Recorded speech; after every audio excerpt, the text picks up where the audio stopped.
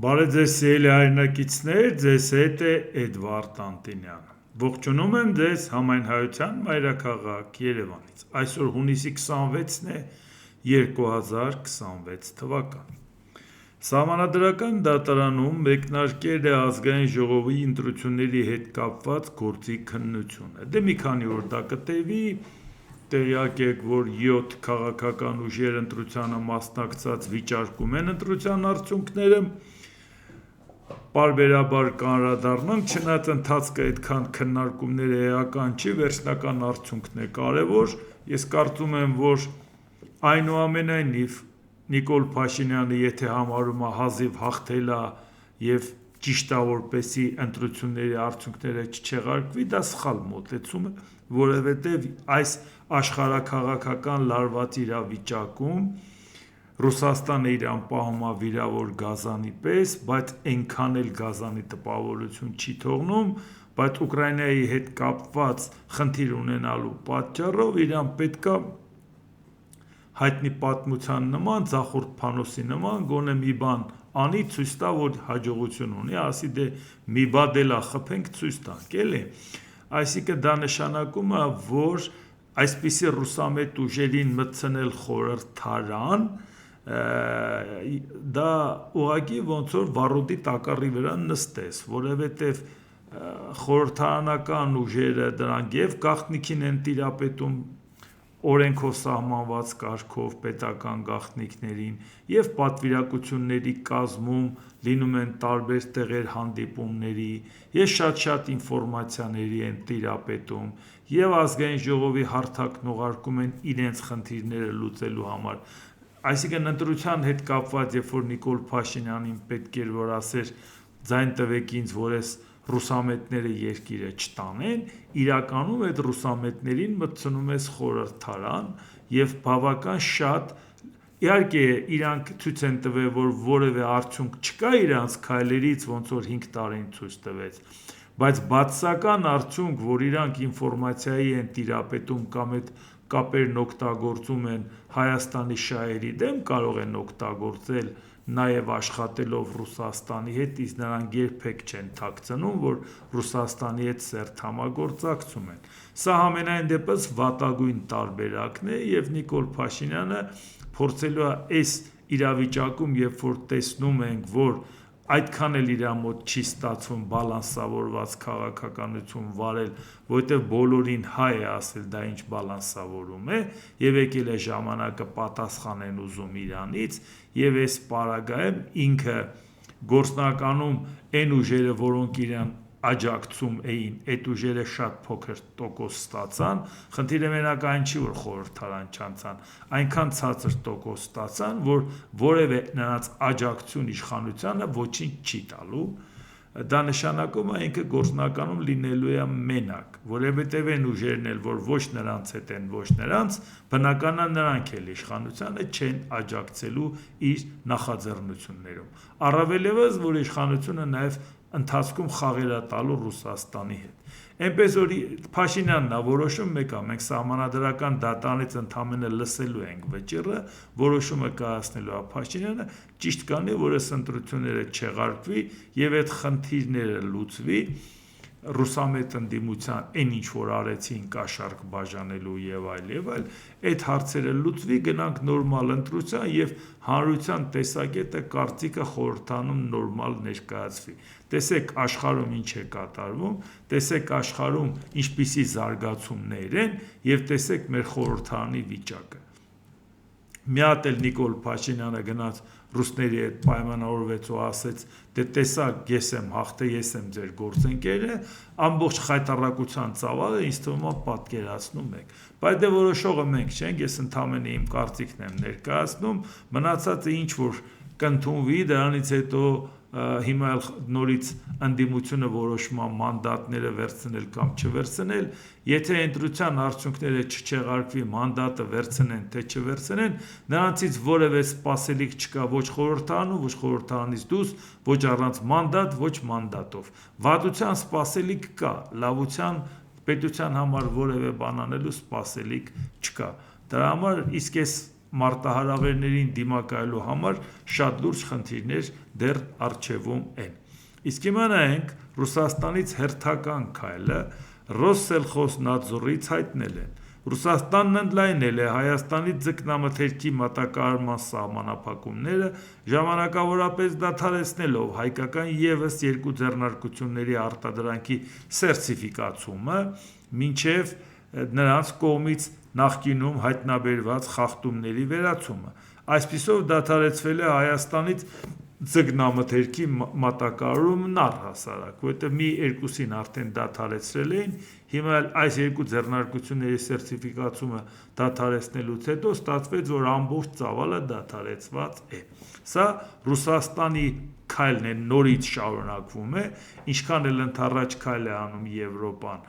միևնույն է շատ հափշտապ քայլեր են մեր իշխանություններն անում, որովհետև իրանք պատրաստ չէին դրան ու շատ վատ է, որ պատրաստ չէին, վաղուց պետք է դրա մասին մտածեին, անցյալ տարի եթե օրենք ես ընդունում, նույնիսկ եթե ձևական, որ Եվրամիության հետ կապված սկսում են գործընթաց, պարզ էր, որ պատասխան լինելու է Ռուսաստանի ցանկացած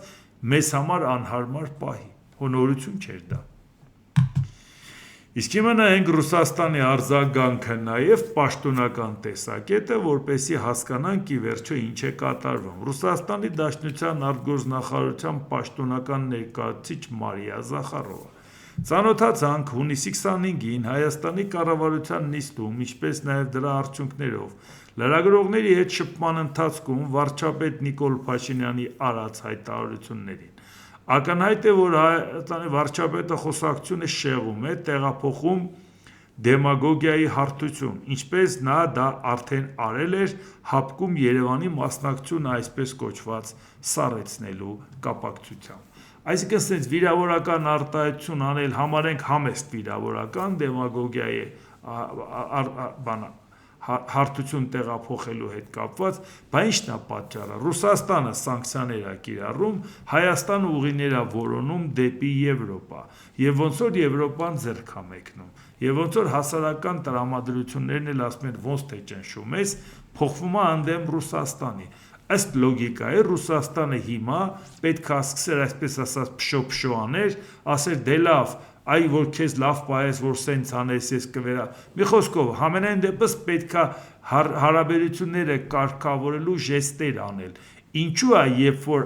արևմուտքը ձեռք է մեկնել, այդ ընթացքում Ռուսաստանը, երբ որ բառից բուն իմաստով պատերազմում Ուկրաինայի ծեծ է ուտում, ոչ թե մենակ դրոնով հարված կամ բալիստիկ հրթիռով, այլ բառից բուն իմաստով ծեծ է ուտում։ Եվ այդ պարագայում ինքը նորից իր տոնայնությունը բավական կոշտ է Հայաստանի եւ իշխանությունների եւ վարչապետի հասցեին, որովհետեւ Նիկոլ Փաշինյանը գնացել է եւ ասել է, որ դե գիտեք, մենք ձեր հետ ենք եւ այլ,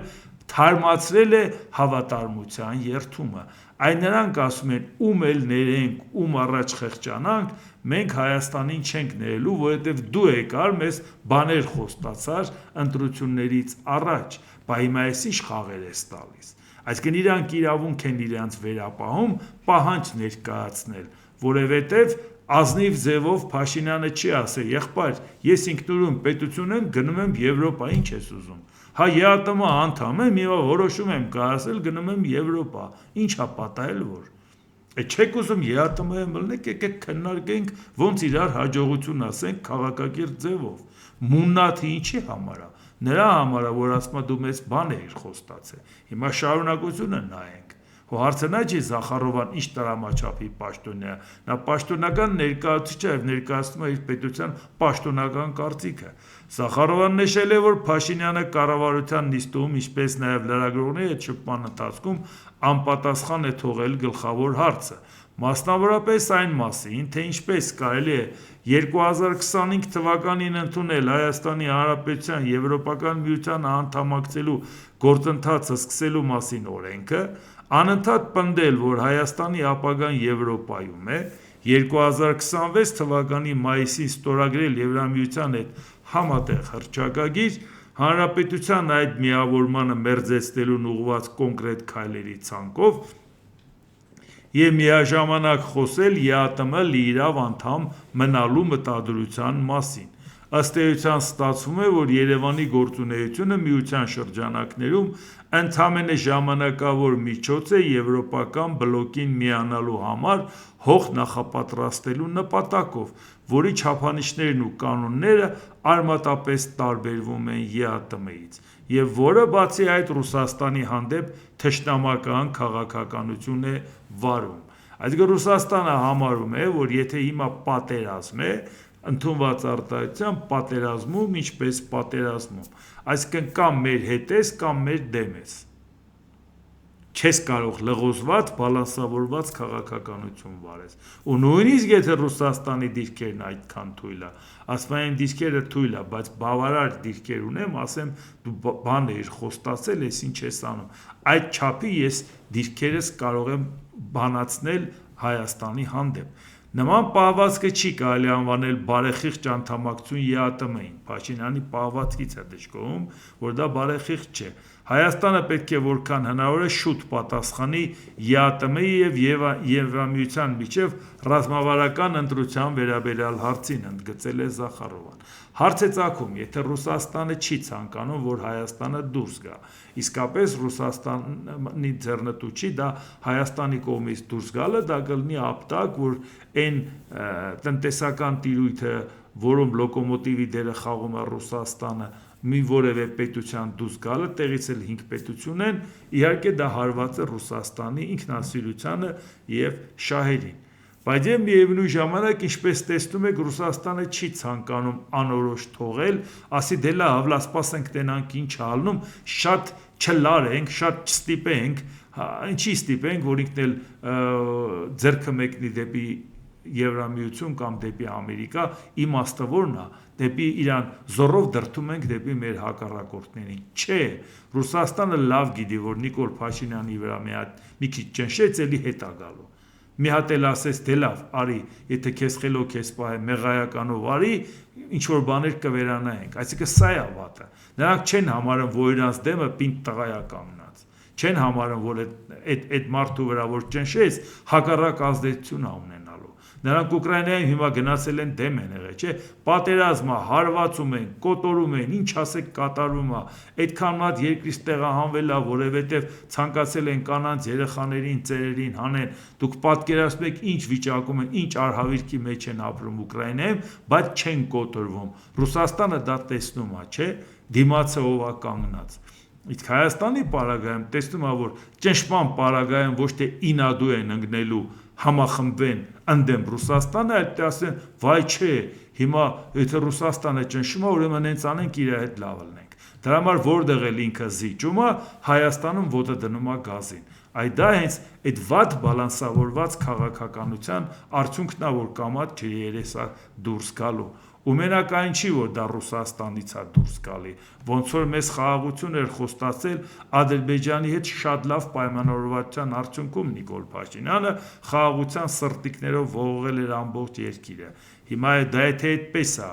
եթե Ադրբեջանը շարունակում է արևմտյան Ադրբեջանի մասին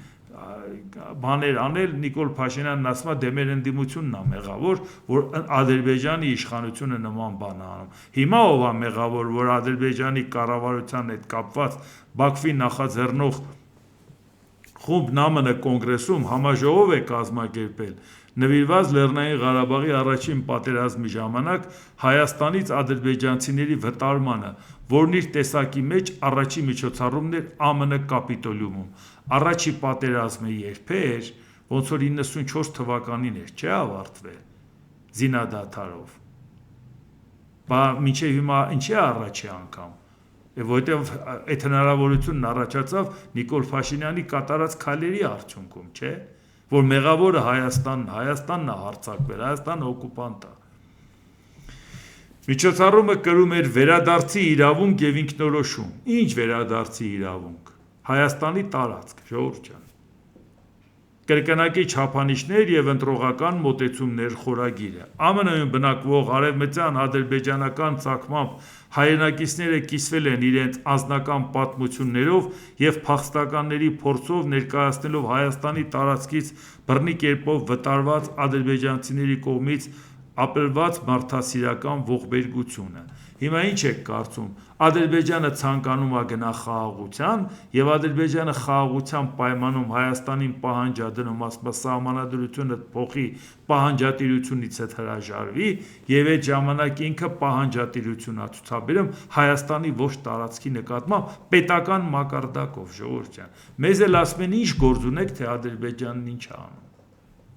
Համաժողովը նաև ընդունել է կոչ, որը շեշտում է վերադարձի իրավունքի և ժողովուրդների ինքնորոշման իրավունքի հետևողական, արդար և ոչ խտրական կիրառման ապահովման անհրաժեշտությունը, համաձայն միջազգային իրավունքի նորմերի և սկզբունքների։ Փաստաթղթում նշվում է արևմտյան ադրբեջանցիներ իրենց հայրենի հողերը անվտանգ, կամավոր և արժանապատվորեն վերադառնալու իրավունքի միջազգային աջակցության կարևորությունը, ինչպես նաև նրանց սեփականության իրավունքի վերականգնումը և մշակութային ժառանգության պաշտպանությունը։ Եվ սա Ամերիկայի Միացյալ Նահանգների կապիտոլիումում, ժողովուրդ ջան։ Բա ոնց եղավ, որ տենց եղավ, որովհետև մինչև վերջերս Ադրբեջանն էր օկուպանտը, որ հարձակվել էր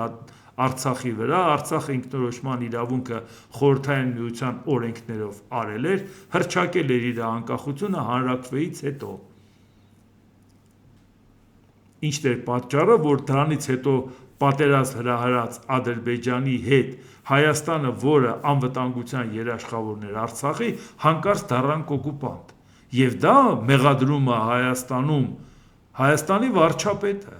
որ ինչ գործ ունեիք դուք այնտեղ։ Այդ բոլոր իր հայտարարությունները նրա համար էր, որ այսպես հիմք ընդունեն եւ գնան ասեն ժողովուրդ ջան, այո, դա այդպես է, չեք հավատում, տեսեք, Հայաստանի վարչապետը այդ նույն բանը ինքն է ասում, ինքն է նրանց մեղադրում, ասում դուք օկուպանտ եք, դուք դիտավորյալ գնացել եք Ադրբեջանում, կռվել եք, որպեսի սուտի հայրենասերներ, որպեսի Հայաստանը կորցնեք, որոշել եք Հայաստանի գլխին մի փորձանք բերել Ադրբեջանի հետ, այսինքն Ադրբեջանի կռվելը ձեզ համար պատրվակ էր, դուք ինչ էիք անում, ինչի համար էիք անում, այս ամեն ինչը Նիկոլ Փաշինյանը չի ասել, բայց հետո զարմանում եք, որ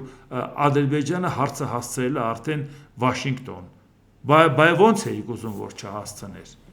Մի օրվա համար շատ չի ժողովուրդ ջան, Ռուսաստանի եւ Ադրբեջանի այսպիսի վերաբերմունքը Հայաստանի նկատմամբ, այն դեպքում երկուսի հետ էլ բանակցություն վարողը, քաղաքականություն վարողը Նիկոլ Փաշինյանն էր ու ասում էր ժողովուրդ, Ռուսաստանի հետ էլ խնդիր չունենք, Ադրբեջանի հետ էլ խնդիր չունենք, դուք մի խնդիր ունեք, դուք պետք է թրջկոտեք, տրջիկ տակ ու պարեք ժողովուրդ ջան, որովհետեւ ապագան այսօր է, երջանիկ մարդիկ եք, ձեզ ինչա պակասում, ինչ եք դրել տագնապից խոսում, չգիտես ինչից խոսում, խուճապից խոսում,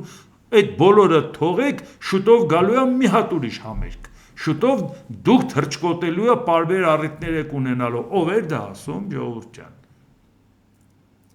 Բայց սա վիճակը։ Իսկ հիմա նայենք, այն Ռուսաստանը, որը մեծ պահանջներ է ներկայացնում, Ղրիմում եւ Սևաստոպոլում տարածաշրջանային արտակարգ դրություն է սահմանվել։ Ղրիմի ղեկավար նշանակված Սերգեյ Աքսյոնովի խոսքով այդ որոշումը կայացրել է Սևաստոպոլի նահանգապետ Միխայել Ռաժվոժաևի հետ համատեղ։ Այսինքն դուք հասկանում եք, չէ, պատվի հարց էր Ղրիմը Ռուսաստանի համար։ Դա ռուսական է, դա մենք այնտեղ կռվել ենք, դա մեր հայրենիքն է, մեռանք բացատրելով, որ այդ ժամանակի երբ էր ձեր հայրենիքը, 1000 տարի մենակ գիտենք հայրն էին Անիից հետո հայտնվել այնտեղ, բա դրանից առաջ սկյութները, բա դրանից առաջ հունական քաղաքները, բա դուք որտեղ էիք։ Երբ դա ձերն եղել, որ դրանից հետո էլ իսկ ինչ վիճակում հանձնեցիք Ղրիմը Ուկրաինային, կարող է հիշեք վիճակը։ 1954 թվականի 300-ամյակի պատվին արևելյան Ուկրաինան Ռուսաստանին միանալու Բոգդան Խմելնիցկու ժամանակվա այդ ժամանակ Խրուշչովը վերցրեց եւ ասենք Ռուսաստանից Ղրիմը տվեց Ուկրաինային։ Երկրի մի տարածքից տվեց մի տարածքը Ուկրաինային։ Բայց այդ ժամանակ նաեւ Ուկրաինայի Ղրիմի վիճակը դուք նայել եք ինչ խայտառակ վիճակ էր։ Նայել եք ինչ վիճակում է Ղրիմը հանձնել Ուկրաինային։ Սոմամա էին ելնում։ Որևէ մեկը չի ուզում այդ թվերի հետ ծանոթանա։ Գլուխները պրծացրեցին, տվեցին, մտածելով, որ Ուկրաինան ավելի լավ տիրություն կանի։ Նորություն է դա ձեզ համար։ Բայց դա ուրիշ հարց է, լավ, թող իրանց հարցերը պարզեն։ Հարցը նա է, որ Ռուսաստանի համար, եթե դա պատվի խնդիր էր, դա Իրանն էր, հիմա դրել են թերակղզին, դարձել են կղզի, կտրել են արդեն Ռուսաստանից եւ ասում են բենզին չկա, եթե բենզին չկա, ապրանք չկա խանութներում։ Ապրանքը ոնց տեղափոխեն, ժողովուրդ ջան, ուսով են տեղափոխելու, ինչ են անելու։ Հոսանք չկա, ոչ մի բան չկա, ժողովուրդ ջան։ Էս ա Ղրիմի վիճակը եւ ամեն օր սպասում են հարվածի։ Ամեն օր սպասում են, որ դեսանտը մտնելու է եւ Ղրիմը վերցնի ուկրաինական։ Եվ բացի դրանից, արդեն Ուկրաինայի նախագահն ասել է, որ 40 օրվա ծրագիրը բերեք հաստատում ենք արդեն, որտեղ լավ հաջողություններ ունենք, 40 օրվա մեջ մենք պետք է այնպիսի հարվածներ հասցնենք Ռուսաստանին, որպեսզի նրան պարտադրենք խաղաղություն։ Հիմա դուք պատկերացնեք խուճապը Ռուսաստանում, երբ որ Մոսկվան հարված է ուտում, երբ որ Ղրիմը արդեն շրջափակման մեջ է։ Դուք պատկերացնեք, հիմա գիտեք Ռուսաստանը ոգևորվել է, տեսել եք, քանի զինված խմբավորում է կանգնել հայտարարություն արել Պուտինին, թե ուզում են գանք քո հետ հանդիպենք, իրական վիճակը ֆրոնտում չգիտես ինչա կատարվում։ Գանք մենք քեզ պատմենք։ Ու քանի ջոկատ է հայտարարել, որ մենք միանում ենք այդ հայտարարությունը։ Կոնկրետ անունը չեմ ուզում տամ, որովհետև այդքան նենց հայտնի մարդ չէ, էլի, ասենք Պուտինի խոհարարը չի, Պրիգոժինը, դե նա լուրջ մարդ էր, խոհարարն էր Պուտինի, դա կերպար էր, էլի, լեգենդար։ Հա, որ լավ գիտեր Պուտինի հալը քաշը, որտեղ մոդիկ էր, գիտեր, որ մի հատ փխկանեց ոնց է փախնելու թաքնվի։ Էդ էլ ինքը մոդիկից գիտեր, էլի Պուտինին։ Այդ ուրիշներն ասում են, հա դե գիտեք ինքը ով է։ Հա, հիմա էս է վիճակը բանակում։ Այս ժողովուրդը ոտի է կանգնում Ռուսաստանում, որտեղ հարվածը իրանց գլխին է ուտում, որտեղ իրանց մոտ բենզին չկա, հերթեր է։ Ու գիտեք, ամենանվիրվածը Պուտինին ովքեր են։ Հայաստանում ապրող ռուսամետները, որտեղ այդ հարվածը իրանց դատարկ գլխին չի կպել։ Արդեն Ռուսաստանում խելքի են եկել, որ Պուտինը տանում է իրանց երկիրը քանդելու, բայց Հայաստանի ռուսամետներն ասում են, այ մարդ, դուք չգիտեք էլի։ Դուք չգիտեք Պուտինը ինչ է անելու, դուք հիմա կտեսնեք։ Հա ժողովուրդ ջան, այն որ Պուտինն ասում էր ամեն ինչ գնում է ըստ պլանի, փաստորեն այդ պլանը հետ էր։ Ինքը երևի բանի հետ Զելենսկու հետ պայմանավորվել էր, որպեսզի Մոսկվային հարվածեն։ Սա էլ էր մտնում իր պլանը։ Ասում է դե Եվրոպան օգնեց է Ուկրաինային։ Հա, բա ինչ էիք ուզում։ Բայց քո պլանի մեջ ուրեմն պլանիդ մեջ սխալվել ես։ Կարծել ես որ Եվրոպան չի օգնի, օգնել է, չէ։ Նշանակում է դու քո պլանի մեջ սխալվել ես։ Բա կարող է մեր հետ կապված ես սխալվում։ Դուք այսօր խոսեք, չեմ ասում է ուրիշ տեղերի, ամբողջ Ռուսաստանը մի հատ Մոսկվա է պահում, բայց հիմա Մոսկվան այնպեսի խայտարակ վիճակի մեջ է, դուք հիմա խոսեք Մոսկվայում մեր հայրենակիցների հետ եւ ձեզ կպատմեն իրական վիճակը ինչ է։ Բայց մեկը մերոնց գլուխը չի մտնի, որովհետեւ հարվածը իրանց գլխին չեն ուտում։ Չէ, իրանք համարում են, որ Պուտինը եւ հիմա փաստորեն մեր խորհրդարանը այս ձևով է ձևավորվել, ժողովուրդ ջան։ Դուք սա նորմալ եք համարում։ Հիմա տեսնենք Իրանի հետ կապված էլ որոշ հարցեր կա, որ դեռ վերջնական լուծված չի, էլի, եթե ժամանակ մնա էլի ընտրություններից կխոսենք, Իրանը գնդակոծել է այն բեռնատար նավը, որին ինչպես ավելի վաղ հաղորդվում էր, արկ էր դիպել, երբ այն փորձում էր անցնել Հորմուզի նեղուցով։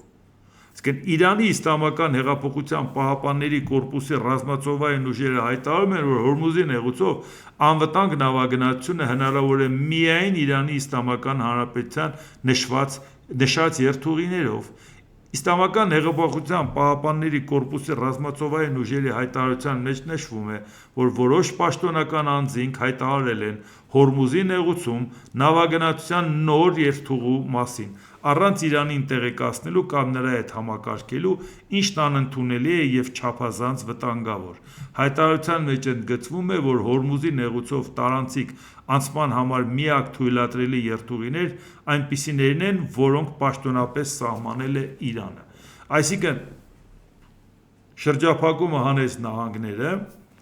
բայց Իրանն ասեց այն երթուղին, որը ես եմ տալիս, որը ես երաշխավորում եմ, որ կլինի անվտանգ, այդ երթուղուց շեղվեցին հարված են ուտելու։ Խնդիրն այն չէ, որ այնտեղ կան ականներ, որ կարող է իրոք խնդիր առաջանա անվտանգ երթուղի է ներկայացնում Իրանը։ Այնուամենայնիվ Իրանն ասում է առանց իմ համաձայնության ու առանց իմ վերահսկողության Հորմուզի նեղուցով չի լինելու նավագնացություն։ Այսինքն այն ինչ որ կար պատերազմից առաջ այդ մոռացեք, դա չի լինելու։ Լավ, վաղը մյուս օրը կուզենք նաև գումար կգանձենք։ Լա առայժմ չենք գանձում, մինչև տեսնենք ինչ է ալնում Ամերիկայի հետ պայմանավորվածությունը։ Սա խնդիր է ժողովուրդ ջան մեզ համար։ Սա խնդիր է, որովհետև մենք ակնկալիքներ ունենք Ռուսաստանից, չէ՞, ներողություն, Ամերիկայից, որ ինքը հարցը լուծելու է Իրանի հետ կապված գոնե խաղաղությունը լինի մեր տարածաշրջանում, բայց ավելի շատ մեկ ակնկալիք ունենք Ռուսաստանի հետ կապված։ Կլուծի Ռուսաստանի հարցը, կլուծի նաև Իրանի հարցը։ Առաջի օրը չի, որ այդ մասին խոսում ենք։ ԱՄՆ փոխնախագահ Ջեյ Դի Վենսը հայտարարել է, որ հակամարտությունների կարգավորման այն կապուղին, որի ստեղծման շուրջ Վաշինգտոնն ու Թեհրանը պայմանավորվել են անցան հանգստյան օրերին Շվեյցարիայում անցկացրած բանակցությունների ժամանակ, ներառում է Իրանի Իսլամական հեղափոխության պահապանների կորպուսի և ԱՄՆ բանակի կենտրոնական հրամանատարության ներկայացուցիչներին, որոնք գտնվում են Քաթարում։ Այսինքն Ամերիկայի Միացյալ Նահանգները Իսլամական հեղափոխության պահապանների կորպուսին պաշտոնապես ճանաչում է որպես գործընկեր, ժողովուրդ ջան, այ հասանք տեղ, էլ բան չի մնացել, ժողովուրդ ջան։ Այսինքն եթե դա կբերի խաղաղության, մենք ինչ խնդիր ունենք, որ բայց այս գնով է Ամերիկան գնում խաղաղության, քանի կար այնտեղ ինչ էր ասում, ինչ անուն ասեք, որ չէին դնում, չէ իրանց։ Բայց հիմա այսօր համարում են, որ դա իրանց գործընկերն է, համատեղ աշխատանք են տանելու, նրա կարգավիճակը ճանաչում են։ Այն ամենից մեկը, ինչ մենք ցանկանում էինք առաջարկել իրանական կողմի հետ կապի հաստատման ուղիներ, ինչը մենք և արեցինք, ասել է փոխնախագահ Վենսը, և դա արել են Իսլամական հեղափոխության պահապանների կորպուսի հետ համատեղ, ժողովուրդ ջան։ Դե հիմա դուք եւ արդեն Դոնալդ Տրամփն էլ պարզաբանում է Իրանի հետ կապված, թե ինչու են այսպես վարվում։ ԱՄՆ նախագահ Դոնալդ Տրամփ Իրանի արգելափակված ակտիվների մի մասը կուղղվի ԱՄՆ ֆերմերներից ցորեն, սոյա եւ եգիպտացորեն գնելու։ Մենք ամբողջ աշխարհում շուկաներ ենք բացում ԱՄՆ ֆերմերների համար եւ շուտով կբացվի նոր շուկա։ Այն կոչվում է հրաշալի երկիր Իրան։ Վայ, ժողովուրդ ջան, Էսեն որ քարին չէր թողել, լրիվ ավարտել էր, մի փոքր քար էր մնացել Իրանում, փաստորեն այդ հրաշալի երկիր Իրանն է, եւ ասում է այս արգելափակված գումարները սառեցրած, որ տալիս ենք, գիտեք ինչի համար ենք տալի, մեզանից, մեր ֆերմերներից ապրանք են առնելու։ Սա բիզնես պրոյեկտ է, տեսնում եք ինչ հաջող պրոյեկտ է Իրանը։ Շատ ուրախ ենք, որ սառեցված փողերը տալիս եք, շատ ուրախ ենք, որ նրանք ապրանք կառնեն Ամերիկայից։ Բայց այն երջանկացած, որ հրաշալի երկիր Իրանին էլ ճանաչում եք, անեն չլի մեր շահերը զիջեք, խնդիրը սա է, ժողովուրդ ջան, մենք մեր համար ենք անհանգիստ, թե չէ որ համագործակցության հարցերը լուծվի, առաջի ուրախը մենք կլնենք։ Մենք պատրաստում ենք վերցնել նրանց միջոցների մի մասը և կծախսենք դրանք, մենք կգնենք ցորեն, սոյայի հատիկներ և եգիպտացորեն։ Այս գործընթացը կսկսվի շատ շուտով։ Այսինքն այն գումարը, որը իրանք սառեցրել են երկար ժամանակ, այդ գումարները պատրաստ են վերադարձնել, իսկ ինչա Իրանը պետք է դժգոհ լինի, որ դրա դիմաց ապրանք տա, Ամերիկայից ապրանք առնե։ Բա հեղափոխությունից հետո Ամերիկայի հետ ոչ մի կոնտակտ չէր ստացվում նորմալ ձևով ապահովել։ Ամերիկան չէր ճանաչում Իրանը, Իրանը չէր ճանաչում Ամերիկան։ Հիմա եթե հասել եք նրան, որ այսինքն փոխադարձաբար իրար ճանաչեք, իրար տարածքային ամբողջականությունը հարգեք, բացի այդ էլ իրար հետ բիզնես անեք եւ այլ, միայն մի խնդիր կա։ Ամերիկան չզիջի Հայաստանի շահերը, այդքան մի բան։ Մնացած հարցերում, եթե խաղաղ լինի, մենք միայն գոհ կլինենք։ ԱՄՆ նախագահ Դոնալդ Թրամփը հայտարարել է, որ ՆԱՏՕ-ի դաշնակիցներից հավատարմություն է ուզում։ Թրամփը հավատարմության հարցը կապել է դաշնակիցների պաշտպանական ծախսերի հետ։ Շատ կզարմանայինք, որ հավատարմությունը Դոնալդ Թրամփը բարոյական հարթության վրա պատկերացներ։ Ուրեմն ինքը բիզնեսմեն չէր լինի, էլի։ Դե ինքը հավատարմություն հասկանում է, եթե հավատարիմ եք, ուրեմն պետք է ծախսը ավելացնեք։ Իսկ ծախսը դե համախառն ներքին արդյունքի 5%-ի չափն է, որ ինքը հասել է, ավելացրեք, տարբեր երկրներ արդեն փորձում են դրան հասնել, շատերի համար դա դժվար է, իհարկե մենք շատ կուզենանք, որովհետև մեր բյուջեի հաշվին չի, որպեսզի բոլոր երկրները եվրոպական ՆԱՏՕ-ի անդամ այդ ցուցանիշին հասնեն, որովհետև ուշ թե շուտ մենք իհարկե պատկերացնում ենք, որ Եվրոպայի հետ համագործակցությունը նաև անվտանգային խնդիր է լուծելու մեզ համար, շատ ավելի հեռանկարային, որովհետև լինում ես ընտանիքի անդամ, շարժում ես համակեցության կանոններով եւ որևէ չինովնիկի բարեհաճությամբ չի պայմանավորված, որպեսզի դու իմանաս, որ քո անվտանգությունն ապահովված է։ Առավել ևս, որ Եվրոպայից հստակ բացատրում են, որ ինչ է կատարվում։ Ասում են Ռուսաստանի ճանապարհը Չինաստան, Հնդկաստան ընդհանրապես արևելքի հետ կապված հուսալի չի եւ էսպային չի էլ գործում։ Հարավը տեսնում եք նորից ինչ վտանգներով է պայմանավորված։ Անկայուն վիճակ է եւ վերևը եւ ներքևը։ Եվ իրանք իսկապես համարում են, այո, Մարտակոսն էլ Եվրամիության ընդլայնման հանձնակատարը հենց այդ մասին էր պարզաբանում, որ տեսեք մեզ համար անցնելով Հայաստանի տարածքով այդ միջին միջանցքը հիմնական դառնում է միակ հուսալի ճանապարհ, այսինքն դա մեր շահերից է բխում, որովհետև ճանապարհը մեզ համար կկարճանա, բավական նորմալ ձևով այդ ճանապարհով կարող ենք անցնել։ Եվ այս ամեն ինչի հետ կապված, երբ որ բացատրում է, որ տեսնում եք մինչև Սուեզի ջրանցքի սարքելը, ասում է գալիս էինք այդ կողմից, բեռները դե չէին կարողանում Բաբ el-Մանդեբի նեղուցով մտցնեն, Կարմիր ծովով, Սուեզի ջրանցքով, միջերկրական ծով, Աֆրիկան շրջանցում էին, երբ որ դա բացվեց, արդեն դրա խնդիրը չառաջացավ, բայց ուղղակի մի հարց պետք է ուղղակի ինքը նաև հասկանա, որ այդ ճանապարհը, որը գալիս է ծովային եւ գալիս է մտնում Սուեզի ջրանցքով միջերկրական ծով, այդ ծովային ճանապարհն էր, որ Աֆրիկան շրջանցել կամ մյուսը։ Հայաստանով անցնողը ծովային ճանապարհ չի, ցամաքային ճանապարհ է, այդ մասը, որը որ գալիս անցնում է, որը ճանապարհը շատ կկարճացնի, ժամանակն էլ, ծախսերն էլ կկարճացնի։ Եվ ավելի շատ դա մեզ պետք է հիշեցնի ոչ թե ծովը շրջանցելու տարբերակը, որի մասին խոսում էր Սուեզի ջրանցքը, այլ ծովը, որ ստիպված էին շրջանցել, որովհետև ցամաքը չէին կարողանում անցնել, երբ որ Կոստանդինապոլիսը ընկավ Օսմանյան կայսրության ձեռքը, որի մասին մի քանի օր առաջ հանգամանալից խոսել եմ։ Ուզեմ ասեմ, շատ ավելի հին ժամանակներից էր, որովհետև դա ցամաքային ճանապարհի մասին էր, ծովային չէ, Սուեզի ջրանցքը ծովային ճանապարհն էր կարճացրել։ Եվ այս պարագայում, երբ որ Եվրոպայի շահերից է բխում դա, մենք ասում ենք, եթե կլինի փոխշահավետ, մենք հույս կունենանք, որ իրանք շատ առանցքային ստրատեգիական դիրք կունենան, եթե Հայաստանը լինի Եվրամիության անդամ։ Այո, փոխադարձ շահերից է դա բխում։ Այո, երբ որ Մարտակոսը այդ մասին խոսում է, ոչ թե ասում ենք Ժորժ ջան, իմացեք, տեսեք Մարտակոսը որ ասում է, մենք էլ իմանանք ինչ է ասում, չէ, մենք ուղղակի լսում ենք, ասում ենք, տեսակ Ժորժ ջան, Մարտակոսն էլ է գլխի ընկել, թե ինչա կատարվում, որտեղ այդ մասին մենք ավելի շուտ ենք իրար հետ քննարկել ավելի հանգամանալից։ Գերմանիայի կանցլեր Ֆրիդրիխ Մերցը հայտարարել է, որ Ուկրաինան ուժեղ դիրք է զբաղեցնում մարտի դաշտում, Ռուսաստանը չի հաղթի այս պատերազմում, Կիևին եվրոպական աջակցությունն անսասան է, ասել է Մերցը։ Կանցլերն նշել է, որ մեծյոթնակի գագաթնաժողովից հետո եվրոպական երկրների եւ ԱՄՆ-ի միջև պահպանվում է միասնությունն Ուկրաինայի հարցում։ Եվ այսօր մենք հստակ ուղերձ ենք հղում Ռուսաստանին, եկել է բանակցությունների մեջ մտնելու առաջնագիծը սառեցնելու եւ սպանությունները դադարեցնելու ժամանակը, հավելել է Մերցը։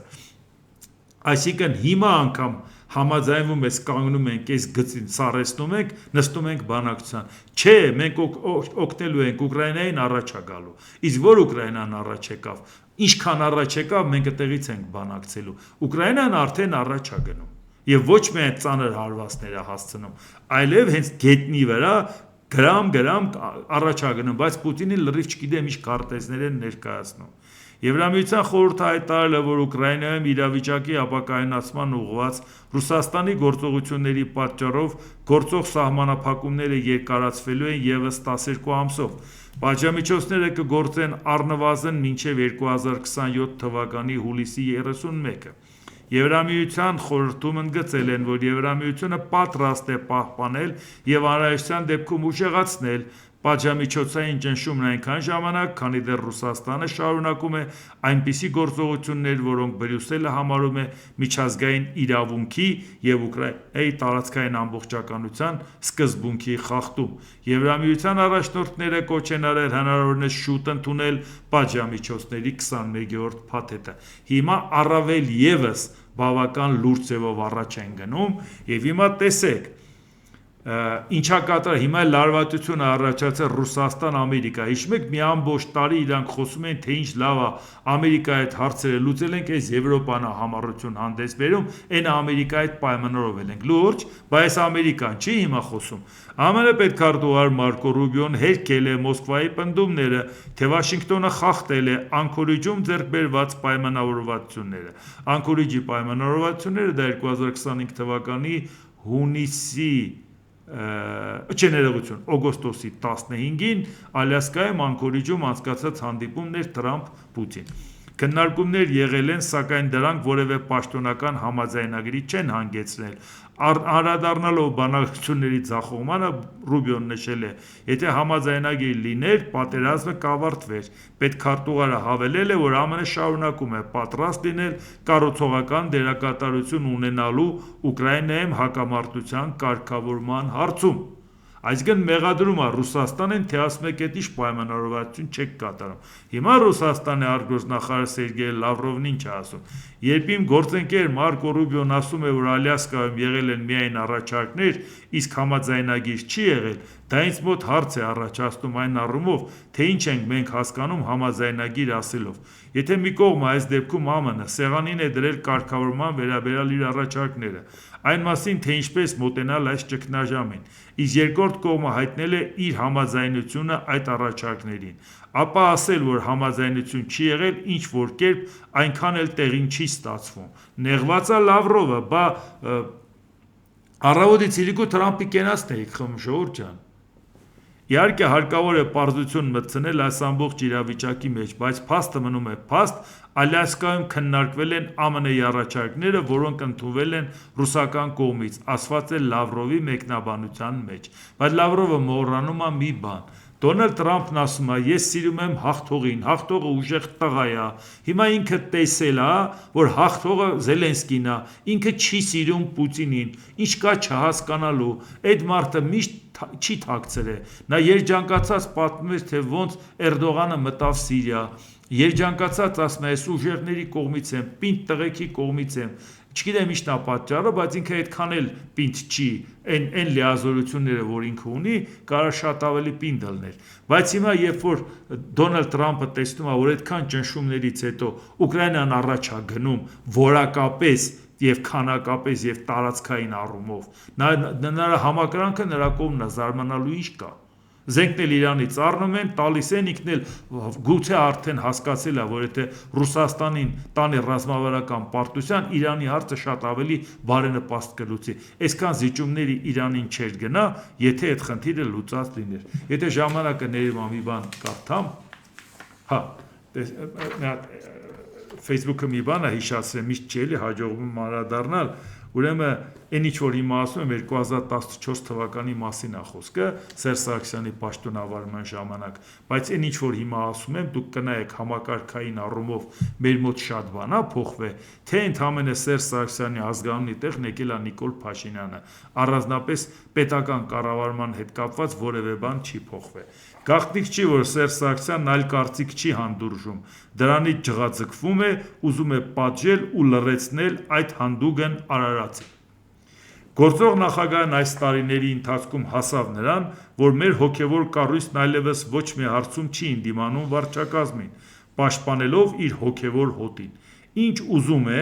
կատարի աշխարհիկ իշխանությունը, հոգևոր տեսանկյունից դրանք բոլորը ճիշտ են։ Ինձ թվում է արդեն, որ Սարգսյանն ամեն օր քնից արթնանում է ու մինչև ուշ գիշեր լցված է լինում միայն Աստծո պատվիրանները կյանքի կոչելով ու այնպիսի բարեխղճությամբ, որ տեղ չի թողնում անգամ թեթև անհանգստության։ Դե մեր գիտական աշխարհը գիտությունների ակադեմիայի գլխավորությամբ վաղուց արդեն համակարծիք է Սարգսյանի բոլոր կարծիքներին, հնչեցրած լինի թե մտքում պահած, իսկ ովքեր դեմ են, ուրեմն գիտնական չեն, և նրանց փոխարինելու կգան մեր պաշտոնյա գիտնականները։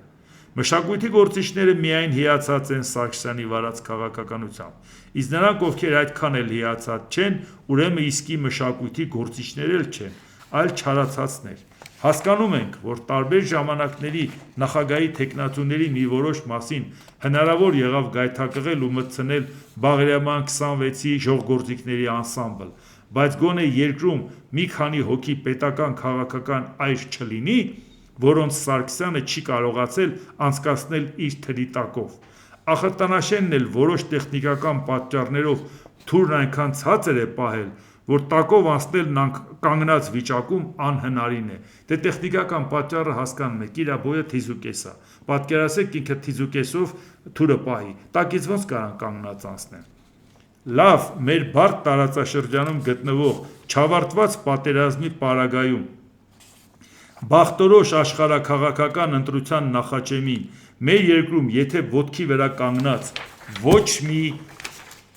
պաշտոնյա չունենանք, հալբատ որ դրսի ուժեղներն էլ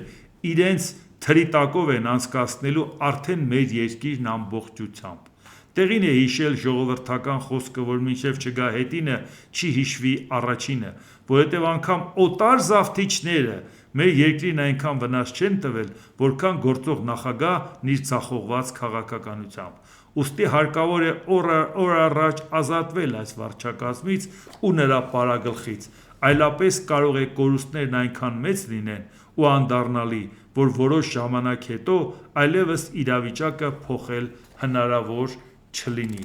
Ինչ եք կարծում, Նիկոլ Փաշինյանը ումից սովորած կլինի այս տոտալիտար վարչակարգ ստեղծելու իր ձգտումներով, որովհետև ինքն էլ առանձնապես ինտելեկտուալ հարցում չի տարբերվում Սերժ Սարգսյանից, որի պարագայում եթե մարդկանց ինտելեկտը չի ներում հեղինակությամբ մարդկանց հետ հարաբերվել և իր ասածը կատարեն, բոլորը պետք է իրանց ենթարկվեն, բոլորը, երկրում չպետք է լինի որևէ մի հեղինակավոր կառույց, որ գոնե արբիտրի դեր խաղա հասարակության և իշխանության և ընդդիմության միջև։ Այս է, որ մենք տեսնում ենք այս ճանապարհը, և եթե նույնիսկ ես մոռացածել եմ ելնում, Ցուկերբերգը հիշեցնում է, ասում է ժողովուրդ ջան, հիշեցրեք, թե ինչով ենք անցել և հիմա գործնականում եթե Սարգսյանի փոխարեն գրեինք Փաշինյան, մարդիկ չէին էլ մտածի, որ սա 14 թվականին է ասված, ոչ թե 26 թվականին։ Այս է ժողովուրդ ջան իրավիճակը։ Տեսեք ինչքան անելիք ունենք, եթե էսա մեր ժառանգածը